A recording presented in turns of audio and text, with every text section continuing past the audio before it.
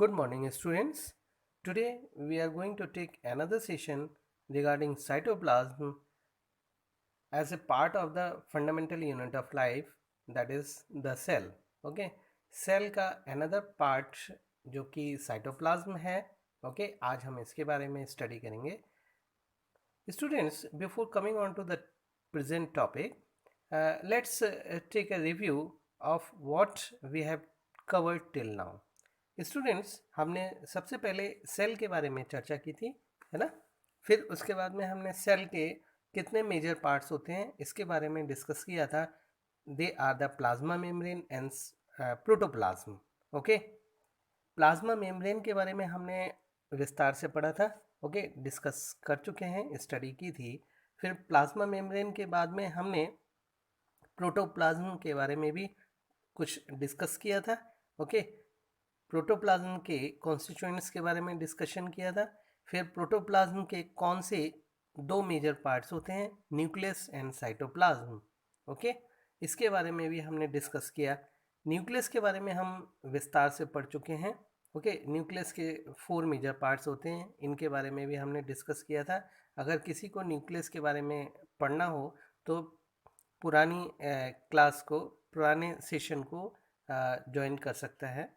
ठीक है, वो अपना वीडियो वॉच कर सकता है. Okay, now today we are going to discuss about the cytoplasm. Cytoplasm के कितने पार्ट्स होते हैं और साइटोप्लाज्म के फंक्शंस क्या होते हैं, इसके बारे में हम आज स्टडी करेंगे. स्टूडेंट्स, प्लाज्मा मेम्ब्रेन के बाद में हमने सेल वॉल के बारे में भी डिस्कस किया था. सेल वॉल कितनी टाइप्स की होती हैं, प्राइमरी एंड सेकेंडरी, ये भी हम डिस्कस कर चुके हैं. और इनका प्राइमरी और सेकेंडरी सेल वॉल का फॉर्मेशन कैसे होता है और इनका कॉन्स्टिट्यूएंट्स कौन कौन से कॉन्स्टिट्यूएंट्स से मिलकर बनी होती हैं, ये सब हम डिस्कस कर चुके हैं. ओके, आज हम डिस्कस कर रहे हैं साइटोप्लाज्म के बारे में. ठीक है, व्हाट इज साइटोप्लाज्म. साइटोप्लाज्म क्या होता है. Cytoplasm is a semi fluid matrix. Semi fluid matrix होता है. ठीक है, semi, semi means half, fluid, fluid मतलब liquid. Okay, it is half liquid. What does it mean.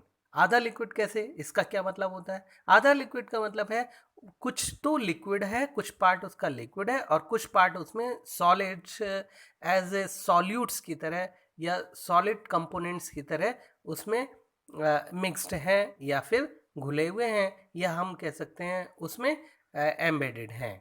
ठीक है, सॉल्वेंट में.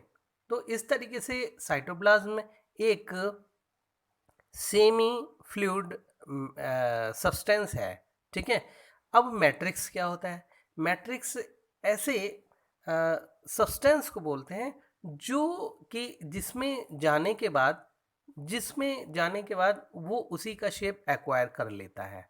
ठीक है, तो cytoplasm is a fluid and it attains the shape as it is poured into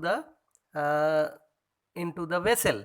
ठीक है, जिस वेसल में अगर उसको पोर किया जाए या उड़ेला जाए तो वो उसी की शेप ले लेगा.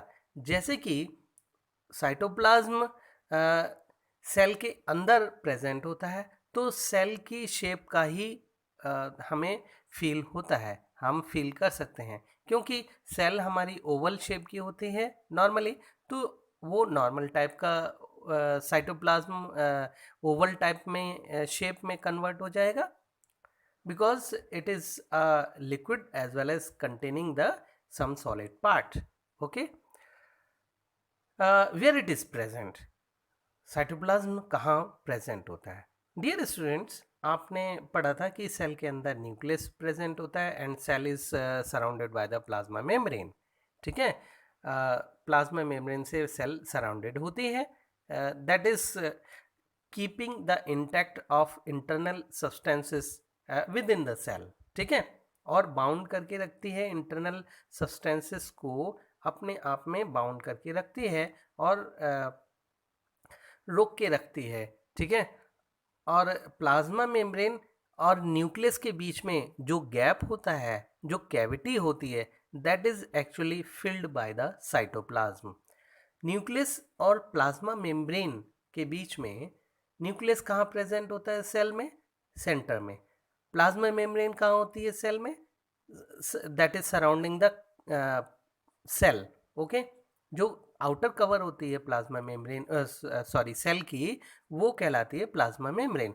तो आउटर कवर और सेंट्रल पार्ट के बीच में जितना भी मटेरियल प्रेजेंट होता है सेल के अंदर, वो क्या कहलाता है? साइटोप्लाज्म कहलाता है। ओके, साइटोप्लाज्म क्या होता है? न्यूक्लियस और प्लाज्मा मेम्ब्रेन के बीच में जो भी सेमी फ्लूइड मैट्रिक्स होता है, whether it is solvent type और द सॉल्यूशन टाइप और लिक्विड टाइप, और it is having the solutes और solid part embedded in it. ठीक है, तो वो सब मिलाकर क्या कहते हैं? साइटोप्लाज्म बोलते हैं, उसको हम साइटोप्लाज्म टर्म देते हैं। ठीक है, सब अब आ जाता है साइटोप्लाज्म के पार्ट्स। ओके, साइटोप्लाज्म कितने पार्ट से मिलकर बना होता है? साइटोप्लाज्म दो पार्ट से मिलकर बना होता है। साइटोप्लाज्म के दो पार्ट्स होते हैं, cytosol and cell organelles. Cytosol and cell organelles cytoplasm के दो पार्ट्स होते हैं। साइटोसोल क्या होता है? साइटोसोल एक्चुअली फ्लूइड पार्ट होता है साइटोप्लाज्म में। जैसे हमने पहले भी डिस्कस किया था, साइटोप्लाज्म में दो पार्ट्स होते हैं, फ्लूइड पार्ट और सॉलिड पार्ट। फ्लूइड पार्ट को हम साइटोसोल बोलते हैं। Sol means solution. ओके, तो साइटो मीन्स सेल, सेल का सॉल्यूशन। सेल का सॉल्यूशन क्या होता है? That is obviously a fluid part. तो साइटोप्लाज्म का फ्लूइड पार्ट होता है वो साइटोसोल कहलाता है। इट इज ट्रांसपेरेंट, और ये ट्रांसपेरेंट होता है because the solid part is included in cell organelles. Okay, तो उनके अलावा, जो सेल ऑर्गेनेल्स के अलावा जितना भी पार्ट होता है साइटोप्लाज्म में, ठीक है, वो साइटोसोल कहलाता है। इसमें होते हैं ions, vitamins, carbohydrates, lipids, proteins, enzymes, sugar, dissolved gases and etcetera, और भी बहुत सारे कंपोनेंट्स होते हैं। ठीक है, साइटोसोल में एक बार मैं फिर से बता देता हूँ कि साइटोसोल में क्या सब्सटेंसेस या कॉन्स्टिट्यूएंट्स प्रेजेंट होते हैं। साइटोसोल ट्रांसपेरेंट होता है, तो ऑब्वियसली इसमें ऐसे सब्सटेंसेस होंगे जो कि उसमें घुलनशील हों या घुल जाते हैं। ओके, सॉलिड पार्ट इसमें बहुत कम होगा या नहीं होगा, जिसकी वजह से साइटोसोल ट्रांसपेरेंट दिखाई देता है। ओके, 90% तक इसमें वाटर प्रेजेंट होता है। ओके, वाटर का परसेंट कितना होता है? 90% होता है ओवरऑल साइटोसोल का परसेंटेज। ठीक है, ओवरऑल जो पार्ट होता है साइटोसोल में, उसका केवल 90% तो सिर्फ वाटर का ही होता है, और उसमें 10% ions, vitamins, carbohydrates, lipids, proteins, enzymes, sugar dissolve होते हैं, और इसमें गैसेस भी होती हैं। ठीक है, These substances are used by the cell in its metabolic activities and reactions। और ये जो substances हैं जो हम डिस्कस करें हैं, ions, vitamins, carbohydrates, lipids, proteins, enzymes, sugar and dissolved gases, they are actually the metabolic activity taking part substances। okay, metabolic activities में ये substances पार्टिसिपेट करते हैं और रिएक्शन को कैरी फॉरवर्ड करते हैं, रिएक्शंस को परफॉर्म करते हैं, और डिफरेंट प्रोडक्ट्स का फॉर्मेशन करते हैं जो कि सेल को रिक्वायर्ड होते हैं। ठीक है, तो हम कह सकते हैं कि cytosol is the storage house of ingredients required for metabolic activities in a cell. अब जो प्रोडक्ट्स का फॉर्मेशन होता है, ठीक है, उनका स्टोरेज भी सेल के अंदर होता है, और सेल में साइटोसोल में ही होता है। तो हम साइटोसोल को एक स्टोरेज हाउस भी कह सकते हैं, because it is storing number of ingredients as well as the products of the different reactions के दौरान जो रिजल्ट एज ए रिजल्ट के रूप में प्रोडक्ट्स का फॉर्मेशन होता है, वो सारे इंग्रेडिएंट्स और प्रोडक्ट्स वो सब साइटोसोल में स्टोर हो जाते हैं या स्टोर होते हैं। The cytosol is in state of perpetual motion. Cytosol हमेशा मूविंग एक्टिविटी में रहता है या वो मोशन करता रहता है। ठीक है, this helps in distribution of enzyme, nutrients and other substances in the cell. और इस मोशन की वजह से जो साइटोसोल हमेशा सर्कुलर मोशन में मूव करता रहता है, इसका मतलब होता है that is helping in circulating different enzymes, nutrients and other substances. और इस मोशन की वजह से, साइटोप्लाज्म के मोशन की वजह से डिफरेंट एंजाइम्स, न्यूट्रिएंट्स और सब्सटेंसेस भी सप्लाई होते हैं different parts of the cell. इसके बाद कॉम्प्लेक्स नेटवर्क टाइप की बनाने में एक डिफरेंट और स्पेसिफिक टाइप की प्रोटीन भी होती है साइटोसोल में present, that is called fibrous protein. In proteins का काम, ये फाइब्रस प्रोटीन्स का काम फाइबर्स, फाइन फाइबर्स का फॉर्मेशन करना होता है। वो फाइन फाइबर्स आपस में जुड़कर नेटवर्क का काम करते हैं, सीव का काम करते हैं। They maintains the fluidity of the various substances from the cell. और सेल के अंदर से बहुत सारे सब्सटेंसेस की फ्लूइडिटी को मेंटेन रखते हैं, उनको कंट्रोल करके रखते हैं। एक्चुअली ये सेल को स्ट्रेंथ भी प्रोवाइड करते हैं। स्ट्रेंथ एज ए साइटोस्केलेटन इनको कहा जाता है। ठीक है, ये फाइब्रस प्रोटीन साइटोस्केलेटन का फॉर्मेशन करते हैं। साइटोस्केलेटन क्या होता है? सेल के अंदर स्केलेटन जो कि सेल को स्ट्रेंथ प्रोवाइड करता है और कुछ डेफिनेट शेप प्रोवाइड करने की कोशिश करता है, उसको हम साइटोस्केलेटन कहते हैं। जैसे कि हमारी बॉडी में भी स्केलेटन प्रेजेंट होता है, उस स्केलेटन के ऊपर डिफरेंट मसल्स का फॉर्मेशन होता है और इस तरह से कंप्लीट बॉडी का निर्माण होता है। और ये साइटोस्केलेटन अपने अंदर बहुत सारे ऑर्गन्स को सेव करता है, जिससे कि बॉडी के डिफरेंट ऑर्गन्स या डिफरेंट पार्ट्स सेफ रहते हैं। Okay, it provides a safe, it acts as a safeguard to the body. Okay, so likewise इसी तरीके से साइटोस्केलेटन भी सेल के अंदर एक साइटोस्केलेटन या फिर स्केलेटन का फॉर्मेशन करता है, which is made up of fibrous protein. ठीक है, फाइब्रस प्रोटीन की हेल्प से ये नेटवर्क जो कि कॉम्प्लेक्स टाइप का नेटवर्क होता है, उसका फॉर्मेशन करता है।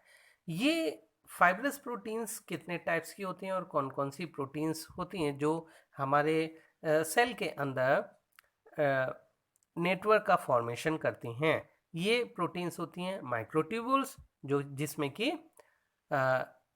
ट्यूबुलिन प्रोटीन प्रेजेंट होती है, जो माइक्रोट्यूबुल्स फाइबर्स का फॉर्मेशन करती हैं।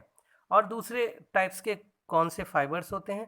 माइक्रोफिलामेंट्स होते हैं, जो कि एक्टिन प्रोटीन्स के फॉर्मेशन से बनते हैं। और इंटरमीडिएट फिलामेंट्स भी होते हैं, which are made up of keratin protein, which later on makes the hair of the organism के हेयर का फॉर्मेशन करते हैं। तो केराटिन प्रोटीन के लिए इंटरमीडिएट फिलामेंट्स होते हैं, ट्यूबुलिन प्रोटीन माइक्रोफिलामेंट्स का फॉर्मेशन करते हैं, माइक्रोट्यूबुल्स का। Okay, then actin protein microfilaments का फॉर्मेशन करते हैं। ठीक है, तो इस तरीके से different proteins, protein fibers are formed, okay, with the help of different types of fibrous proteins. The fibrous proteins help in cellular movement. Cellular movement में भी fibrous protein help करते हैं, and they also assist the cell to maintain their shape. Cell के shape को maintain करने में भी ये फाइब्रस प्रोटीन हेल्प करती हैं। As I have already discussed कि ये स्केलेटन का फॉर्मेशन करती हैं सेल के अंदर, और सेल स्केलेटन जिसे बोलते हैं, ठीक है, या साइटोस्केलेटन बोलते हैं, ठीक है, जिसकी वजह से सेल को डेफिनेट शेप मिल जाता है। Okay, now under the free surface of the cell, under the free surface of cell, the cytoplasm is more viscous. cytoplasm उस सतह पर ज़्यादा विस्कस होता है जहाँ पर सरफेस फ्री होती है, which is not having contact with the surface, ठीक है। जो सरफेस पर सरफेस की तरफ लेयर साइटोप्लाज्म की प्रेजेंट होती है, उस तरफ साइटोप्लाज्म विस्कस ना होके कैसा होता है, लेस विस्कस होता है, और उस तरफ ज़्यादा विस्कस साइटोप्लाज्म प्रेजेंट होता है जिस तरफ surface of the cell free होती है, ठीक है। जो लेयर, जो सरफेस सेल की सॉलिड सरफेस से या किसी सरफेस से अटैच्ड होती है, वहाँ पर उस सरफेस की तरफ साइटोप्लाज्म लेस विस्कस होता है, and that is called the endoplasm. Okay, और जो सरफेस सेल की फ्री होती है उस तरफ साइटोप्लाज्म विस्कस प्रेजेंट होता है और उसकी विस्कोसिटी ज़्यादा होती है। इस तरीके के साइटोप्लाज्म को हम एक्टोप्लाज्म कहते हैं। So there are two forms of cytoplasm, ectoplasm and cytoplasm. Ectoplasm, it will be present near the free surface, okay, free surface की तरफ प्रेजेंट होता है, और एंडोप्लाज्म कॉन्टैक्ट सरफेस की तरफ प्रेजेंट होता है। कॉन्टैक्ट सरफेस की तरफ प्रेजेंट होने की वजह से सेल को मूवमेंट ज़्यादा नहीं करना होता है, that is why it is having contact surface की तरफ सेल को मूवमेंट करना होता है, तो it is having less viscous cytoplasm, okay, whereas the surface which is having no contact or free surface, it is having viscous cytoplasm. Now the motion of cytoplasm, cytoplasm की motion को हम cyclosis बोलते हैं। it is having the motion of cytosol, cytosol का movement या streaming cyclosis कहलाता है, ठीक है। Because the organelles they are not at all moving, they remain fixed at a particular point, but the liquid part or fluid part that is trying to move within the cell or within the cytoplasm, so that part is known as cytosol. The cytosol contains waste material in the form of true solution or colloids, in which colloids may be sol, non-viscous, or gel, viscous type. Okay. Cytosol में waste material भी present होते हैं students. जैसे कि आपको मालूम है, cell is containing various types of nutrients, so after digestion it produces various types of waste material also, ठीक है। डाइजेशन के बाद वेस्ट मटेरियल भी सेल प्रोड्यूस करती है, जो कि कोलाइडल फॉर्म में सॉल्यूशन में फॉर्म होता है, और ये कोलाइडल फॉर्म दो तरीके के हो सकते हैं, या तो विस्कस हो सकते हैं या नॉन विस्कस हो सकते हैं। ओके, ये कोलाइडल या फिर वेस्ट प्रोडक्ट्स दो फॉर्म में होते हैं, सोल फॉर्म में, ओके, सोल फॉर्म में होते हैं तो नॉन विस्कस होते हैं, और जेल टाइप में, सोल में सॉल्यूशन टाइप, जो कि हम पहले भी डिस्कस कर चुके हैं, ठीक है। तो उसमें विस्कोसिटी कैसी होगी, लेस होगी, या फिर जो सोल होगा वो नॉन विस्कस होगा, ठीक है, उसकी विस्कोसिटी बहुत कम होती है। और दूसरे टाइप का जो वेस्ट मटेरियल प्रोड्यूस होगा सेल के अंदर साइटोसोल में, साइटोप्लाज्म में, वो जेल टाइप का होगा, that will be having more viscous. Now, cell organelles. students, we have already talked about the cytosol. Now it is time to discuss about the cell organelles. Cell organelles are the tiny subcellular compartments. Okay, tiny subcellular compartments को जो कि cell के अंदर या cytoplasm में present होते हैं आ, उनको हम बोलते हैं सेल ऑर्गेनल्स. ये सेल ऑर्गेनल्स स्पेसिफिक होते हैं फंक्शंस में. ओके, फंक्शंस इनके स्पेसिफिक होते हैं सेल ऑर्गेनल्स के. जैसे कि हमारी बॉडी होती है, हमारी बॉडी के अंदर डिफरेंट ऑर्गन्स प्रेजेंट होते हैं, उसी तरीके से सेल के अंदर सेल के डिफरेंट कंपार्टमेंट्स या सेल के पार्ट्स होते हैं, उनको हम सेल ऑर्गेनल्स बोलते हैं. और ये सेल ऑर्गेनल्स कोऑर्डिनेट करते हैं या फिर कंट्रीब्यूट करते हैं डिफरेंट सेल की एक्टिविटीज़ को परफॉर्म करने में. Then the cell is able to perform nicely and coordinating with the different cell organelles. ठीक है, अब यूकैरियोट्स में ये सेल ऑर्गेनल्स के बेसिस पर यूकैरियोट्स और प्रोकैरियोट्स को दो डिफरेंट कैटेगरीज में डिवाइड किया जाता है.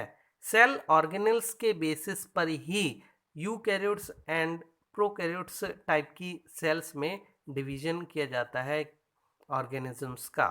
ओके, तो हम सभी ऑर्गेनिजम्स को दो कैटेगरी में डिवाइड करते हैं, eukaryotes and prokaryotes. Eukaryotes are those type of organisms in which we are having, जिनमें कि हमें ऐसा न्यूक्लियस मिलता है जो कि ट्रू टाइप का है, यूकैरियोट. ओके, यूकैरियोट्स मीन्स कैरियोट जो वर्ड है कैरियोटिक, और कैरियोट कैरियोन से बना है. कैरियोन मीन्स होता है न्यूक्लियस, यू मीन्स होता है ट्रू.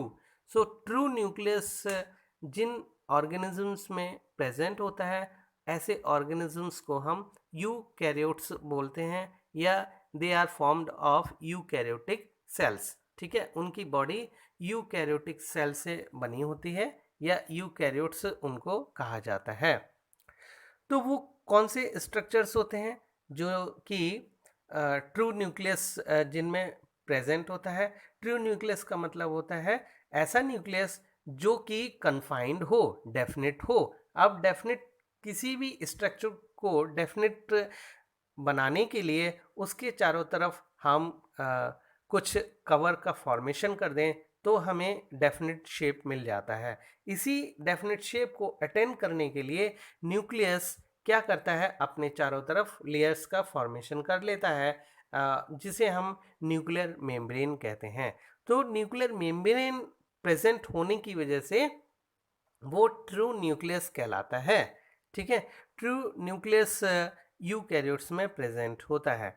इसका मतलब हम कह सकते हैं कि जैसे कि न्यूक्लियस के चारों तरफ प्लाज्मा मेम्ब्रेन या न्यूक्लियर मेम्ब्रेन प्रेजेंट होती है, उसी तरीके से सेल के यूकैरियोटिक सेल के अंदर दूसरे ऑर्गेनल्स में भी उनके चारों तरफ मेम्ब्रेन प्रेजेंट होती है, और ऑर्गेनल्स बाउंडेड होते हैं बाय सम मेम्ब्रेन. ठीक है, सम किसी तरीके की मेम्ब्रेन से चारों तरफ रैप्ड होते हैं. ठीक है, रैपिंग होती है उनके चारों तरफ, या फिर कवरिंग होती है उनके चारों तरफ प्लाज्मा मेम्ब्रेन की. ठीक है, तो ऐसे ऑर्गेनल्स किस टाइप की सेल्स में प्रेजेंट होते हैं? ऐसे ऑर्गेनल्स यूकैरियोटिक टाइप की सेल्स में प्रेजेंट होते हैं. तो और दूसरे तरीके की सेल कौन सी होती हैं? ऐसी सेल्स होती हैं जिनमें मेम्ब्रेन बाउंड स्ट्रक्चर्स या मेम्ब्रेन बाउंड ऑर्गेनल्स प्रेजेंट नहीं होते, और इनका जो सब्सटेंस होता है वो सेल ऑर्गेनल्स के अंदर का जो सब्सटेंस होता है वो पूरे साइटोप्लाज्म में स्कैटर्ड होता है, दैट इज़ नॉट कन्फाइंड. और वो कन्फाइंड नहीं होता है, लिमिटेड नहीं होता है पर्टिकुलर स्पॉट पर, क्योंकि इनके चारों तरफ मेम्ब्रेन प्रेजेंट नहीं होती, और उनका सारा मटेरियल सेल के अंदर इधर उधर जहाँ तहाँ सेल के अंदर स्कैटर्ड होता है. ठीक है, तो इस तरीके की सेल्स को हम प्रोकैरियोटिक सेल्स कहते हैं, क्योंकि इनके अंदर ट्रू न्यूक्लियस प्रेजेंट नहीं होता, मेम्ब्रेन बाउंड न्यूक्लियस प्रेजेंट नहीं होता और सेल ऑर्गेनेल्स भी मेम्ब्रेन बाउंड नहीं होते। ओके, तो हमने आज डिस्कस कर लिया सेल ऑर्गेनेल्स के बेसिस पर दो तरीके के ऑर्गेनिजम्स प्रेजेंट होते हैं, यूकैरियोट्स एंड प्रोकैरियोट्स। ठीक है, यूकैरियोटिक सेल्स और प्रोकैरियोटिक सेल्स के बारे में हम डिस्कस कर चुके हैं। These have evolved to support the complicated structure and functions of more advanced cells.